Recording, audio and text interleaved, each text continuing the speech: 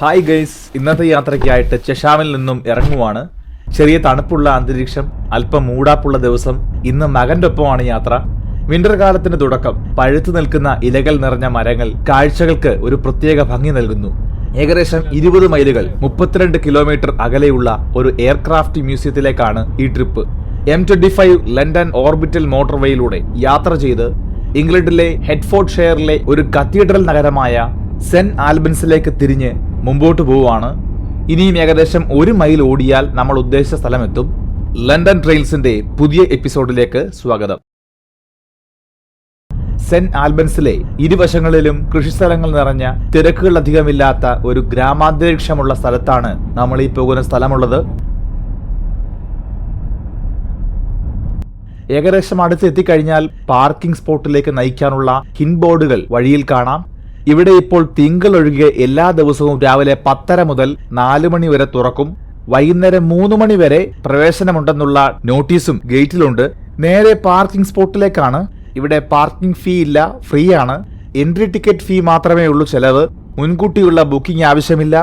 അങ്ങനെ വണ്ടി പാർക്ക് ചെയ്തിട്ട് ടിക്കറ്റ് എടുക്കാൻ വേണ്ടി ഇറങ്ങുകയാണ്.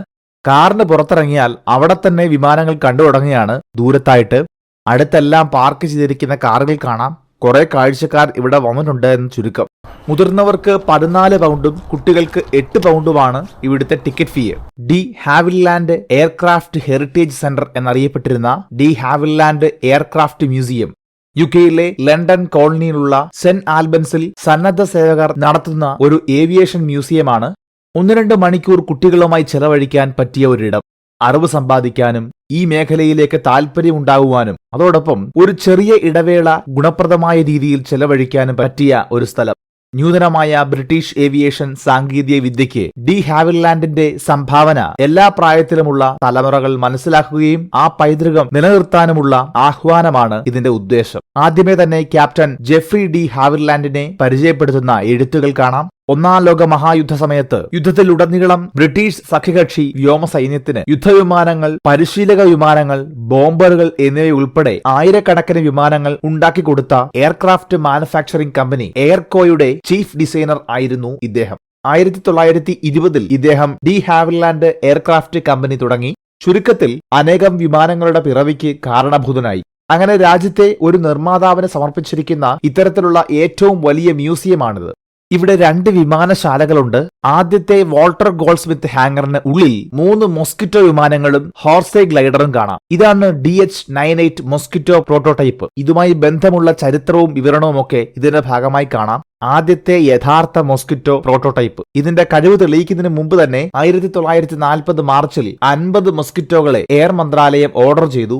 ഈ പ്രോട്ടോടൈപ്പിൽ നിന്ന് മോസ്കിറ്റോയുടെ 40-ലധികം വ്യത്യസ്ത പതിപ്പുകൾ ഒടുവിൽ വികസിപ്പിച്ചെടുത്തു. Bomber, night fighter, ground attack, photo reconnaissance എന്നിങ്ങനെ വൈവിധ്യമാർന്ന വേഷങ്ങൾ ഇതിന് നിറവേറ്റാൻ കഴിയും. 1940-നും 50-നും ഇടയിൽ 7781 മോസ്കിറ്റോകൾ നിർമ്മിക്കപ്പെട്ടു. ലെവൽ ഫ്ലൈറ്റിൽ 439 മൈൽ വേഗതയിൽ പറന്ന ഏറ്റവും വേഗതയേറിയ മോസ്കിറ്റോ ആയിരുന്നു ഈ പ്രോട്ടോടൈപ്പ്. വേഗതയിൽ അതിന്റെ റെക്കോർഡ് ബ്രേക്കിംഗ് റോൾസ് റോയ്സിന്റെ 2 stage super charge Merlin 77 engine ഉപയോഗിച്ചായിരുന്നു. 2-ാം ലോക മഹായുദ്ധത്തെ യുദ്ധവിമാനത്തിന്റെ ഇരട്ട പിസ്റ്റൺ എഞ്ചിനിലുള്ള നിലവിലുള്ള ആദ്യത്തെ പ്രോട്ടോടൈപ്പാണിത്. 1958-ൽ വാൾട്ടർ ഗോൾഡ്സ്മിത്ത് ആദ്യമായി സാലിസ്ബറി ഹാളിൽ തുറന്ന മോസ്കിറ്റോ മ്യൂസിയം സൃഷ്ടിച്ചപ്പോഴാണ് ഇത് മ്യൂസിയത്തിലെത്തിയത്. ഇവിടെ മോസ്കിറ്റോ സ്ക്വാഡ്രൺ ബാഡ്ജുകൾ കാണാം. വിമാനത്തിന്റെ വലിയ വീൽസും അതിന്റെ സാങ്കേതിക പാർട്സും എഞ്ചിനും മറ്റുമെല്ലാം ഇവിടെ നിരത്തിയിട്ടുണ്ട്. ഒപ്പം ഇതിന്റെ ചെറിയ മാതൃകകളുമുണ്ട്. തടികൊണ്ടുകൂടി ഉണ്ടാക്കിയിരിക്കുന്ന ഈ മോഡലിന്റെ 3 വിമാനങ്ങൾ ഇവിടെയുണ്ട്. ഇതിന് പിൽക്കാലത്ത് ഉപയോഗിച്ച Rolls Royce Merlin MK-25 engine ഇവിടെയുണ്ട്. ആദ്യത്തെ അണുബോംബ് നിർമ്മിക്കാൻ പ്രവർത്തിച്ച ഡാനിഷ് ഭൗതിക ശാസ്ത്രജ്ഞനായ നീൽസ് ബോർ നാസികളുടെ കയ്യിൽ നിന്ന് രക്ഷപ്പെട്ടു വരും വഴിക്ക് വിമാനത്തിലിരുന്ന് ഓക്സിജൻ മാസ്ക് വെക്കാതെ മയങ്ങിപ്പോയ കഥയാണിത്. ബ്രിട്ടീഷ് ഓവർസീസ് എയർവേസ് കോർപ്പറേഷന്റെ മോസ്കിറ്റോ വിമാനത്തിലായിരുന്നു ഈ യാത്ര. അതുപോലെ ഈ വിമാനം കൊണ്ട് നടത്തിയ സൈനിക ഓപ്പറേഷൻസിന്റെ കഥകൾ കൂടി ഇവിടെ നമുക്ക് കാണാം. അതിവേഗത്തിൽ താഴ്ന്നും പറക്കാനുള്ള മോസ്കിറ്റോയുടെ കഴിവ് പ്രാദേശിക പ്രതിരോധ ഗ്രൂപ്പുകളുടെ സപ്പോർട്ടിനായിട്ട് റെയ്ഡുകളിൽ ഉപയോഗിക്കാൻ കാരണമായി. ഓപ്പറേഷൻ ജെറീക്കോയും ഓപ്പറേഷൻ കാർത്തേജും ആയിരുന്നു ഏറ്റവും പ്രശസ്തമായ 2 റെയ്ഡുകൾ. കൃത്യമായ ബോംബിങ്ങിനായി ഇങ്ങനെ താഴ്ന്നു പറന്ന് കുറെ ക്യാപ്റ്റന്മാരും ലഫ്റ്റനന്റുമാരും ഓപ്പറേഷൻ കാർത്തേജിൽ ജീവൻ ഹോമിച്ചു. നാസി ജർമ്മനിയുടെ രഹസ്യ പോലീസായിരുന്ന ഗസ്റ്റപ്പോയുടെ ജയിലിൽ ഫ്രഞ്ച് പ്രതിരോധ പോരാളികളെ രക്ഷപ്പെടാൻ അനുവദിച്ച് കഴിയുന്നത്ര ജർമ്മൻ കാവൽക്കാർക്ക് പണി കൊടുക്കാനും തടവുകാരെ രക്ഷപ്പെടുത്തുകയുമായിരുന്നു ലക്ഷ്യം. 717 തടവുകാരിൽ 258 പേർ രക്ഷപ്പെടുകയും 74 പേർക്ക് പരിക്കേൽക്കുകയും 102 പേർ മരിക്കുകയും ചെയ്തു. ഇതാണ് 1944 ഫെബ്രുവരി 18 നടന്ന ഓപ്പറേഷൻ ജെറീക്കോ. വിജയകരമായി ബോംബുകൾ എറിഞ്ഞ് നാസി ജർമ്മനിയുടെ ഗസ്റ്റപ്പോ ആസ്ഥാനം തകർത്ത് 18 തടവുകാരെ മോചിപ്പിച്ച മറ്റൊരു സംഭവം. ഒരു തെറ്റിദ്ധാരണയിൽ സ്കൂളിന്റെ അടുത്ത് ബോംബുകളിട്ട് കൂടെ പോയത് 86 കുട്ടികളും 18 മുതിർന്നവരും അടങ്ങുന്ന നിരപരാധികൾ കൂടി. 104 പേര് പോയാലെന്താ, 18 പേരെ കിട്ടിയില്ലേ? അതാണ് ഓപ്പറേഷൻ കാർത്തേജ്. ഇങ്ങനെ പോകുന്നു ചരിത്രഗാഥകൾ. പിന്നെ അവിടെയുള്ളത് Airspeed AS-51 and AS-58 Horsa glider വിമാനങ്ങളാണ്. മോസ്കിറ്റോ പോലെ മരം കൊണ്ട് നിർമ്മിച്ച 25 പൂർണ്ണ സജ്ജരായ സൈനികരെയും അവരുടെ ആയുധങ്ങളും ശത്രുക്കളുടെ പിന്നിലേക്ക് കൊണ്ടുപോകാൻ കഴിയുന്ന വിമാനമായിരുന്നു. AS-51 ഹോർസ Mk1 1941 പ്രവർത്തനം ആരംഭിച്ചു. അതിന് ഇടതുഭാഗത്ത് ആയുധങ്ങളൊക്കെ വേഗത്തിൽ ഇറക്കാൻ അനുവദിക്കുന്ന വിശാലമായ വാതിലുണ്ടായിരുന്നു. 1944 വികസിപ്പിച്ച AS-58 ഹോർസ Mk2 ഒരു മൂക്കും കോക്പിറ്റും അസംബ്ലിയും ഉണ്ടായിരുന്നു. പെട്ടെന്ന് റിലീസ് ബോൾട്ടുകൾ ഉപയോഗിച്ച് വാൽ നീക്കം ചെയ്യുകയും വാഹനം ഒരു റാമ്പിലൂടെ ഇറക്കാനും സാധിക്കുന്ന മോഡൽ. കോക്പിറ്റിന് ഉള്ളിലുള്ള കാഴ്ച ഇതാണ് ഇതിന്റെ. ജെഫ്രി ഡി ഹാവില്ലാൻഡിന്റെ പരിശ്രമങ്ങളുടെ ചരിത്രവുമായി ഇവിടെ പല എഴുത്തുകളും വിമാനങ്ങളുടെ പാർട്സുകളുമുണ്ട്. അതിൽ പ്രാധാന്യമുള്ള ഈ മ്യൂസിയത്തിൽ മാത്രമുള്ളത് ഐറിസ് മോട്ടോർ കമ്പനി അദ്ദേഹത്തിന് വേണ്ടി 250 പൗണ്ടിന് 1909 നിർമ്മിച്ചു കൊടുത്ത ആദ്യത്തെ എഞ്ചിന്റെ 1961 ഡി ഹാവില്ലാൻഡ് എഞ്ചിൻ കമ്പനി നിർമ്മിച്ച പ്രവർത്തിക്കുന്ന പകർപ്പാണ്. അങ്ങനെ നമ്മുടെ ആദ്യത്തെ വിമാനശാല കഴിഞ്ഞിരിക്കുകയാണ്. രണ്ടാമത്തെ വിമാനശാല ജെഫ്രി ഡി ഹാവില്ലാൻഡ് ഹാങ്ങറിൽ കയറി ആദ്യം കാണുക 1934 ഡി ഹാവില്ലാൻഡ് എയർക്രാഫ്റ്റ് കമ്പനി രൂപകൽപ്പന ചെയ്ത സിംഗിൾ എഞ്ചിൻ ക്യാബിൻ ബൈപ്ലെയിൻ ആയ ഡി ഹാവില്ലാൻഡ് DH-87 ഹോർണറ്റ് മോത്ത്. അടുത്തു തന്നെ ഓട്ടോ ഗൈറോ ഗണത്തിൽപ്പെടുന്ന സിയർവാ C-24 എന്ന ഒരു പഴയ തരം ഹെലികോപ്റ്ററിൽ നിന്നും സാങ്കേതികമായി വ്യത്യസ്തമായ ലോകത്തിലെ ഏറെ തരത്തിലുള്ള റോട്ടർ ക്രാഫ്റ്റിനും മുമ്പുള്ള ആദ്യത്തെ രൂപം കാണാം. 2 സീറ്റുള്ളത് എങ്കിലും കാഴ്ചയിൽ വളരെ ചെറിയ എയർക്രാഫ്റ്റ്.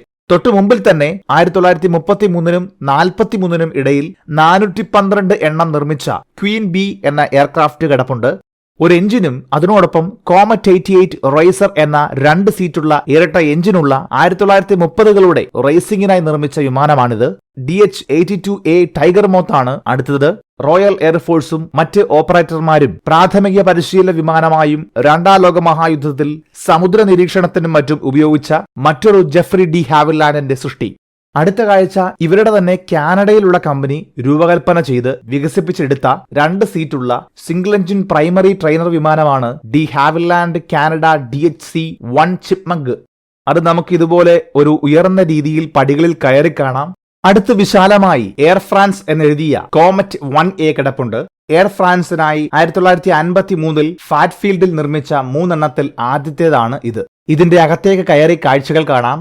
1949 ആദ്യമായി പറത്തിയ ലോകത്തിലെ ആദ്യത്തെ ടർബോജെറ്റ് പവർ വിമാനമാണ് ഡി ഹാവില്ലാൻഡ് DH-106 കോമറ്റ്. 1952 ഉപയോഗത്തിൽ വന്ന ലക്ഷൂറിയസ് വിമാനം യാത്രക്കാരുടെ മനം കവർന്നു. എന്നാൽ 1954 2 മാസങ്ങളിലായി റോമിൽ നിന്നും പുറപ്പെട്ട അവയിൽ 2 എണ്ണം തകർന്ന് സമുദ്രത്തിൽ പതിച്ചു. 60ഓളം ആളുകൾ മരിച്ച ആ ദുരന്തങ്ങൾക്ക് പിന്നാലെയാണ് ഇത്തരം വിമാനങ്ങളുടെ ഘടനയിലുള്ള അപാകതകൾ തിരുത്താൻ സാധിച്ചത്. ഇതിനു മുമ്പിലുള്ള കോക്പിറ്റും നമുക്ക് കാണാൻ സാധിക്കും. നിറയെ സാങ്കേതിക നിയന്ത്രണ സ്വിച്ചുകളും അവയുടെ റീഡിങ്ങുകൾ കാണിക്കുന്ന മീറ്ററുകളും നിറയുന്ന കോക്പിറ്റ് ഒരു ആകാംക്ഷ ഉണർത്തുന്ന കാഴ്ചയാണ്.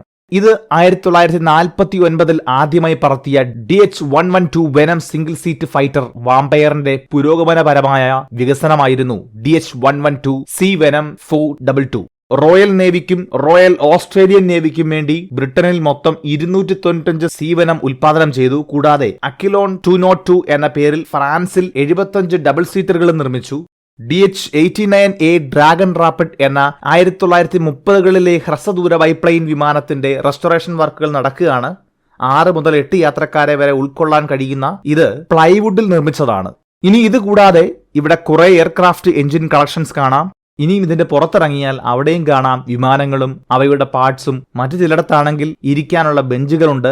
വേറെ ചില വിമാനങ്ങൾ കൂടി റെസ്റ്റോറേഷൻ വർക്കുകൾ നടക്കുന്നത് വെളിയിൽ കിടപ്പുണ്ട്. കൂടാതെ മറ്റു കുറച്ച് പഴയ ചെറുതും വലുതുമായ വിമാനങ്ങൾ കിടപ്പുണ്ട്. അതിലൊരു വലിയ വിമാനത്തിലേക്ക് കയറുവാണ്.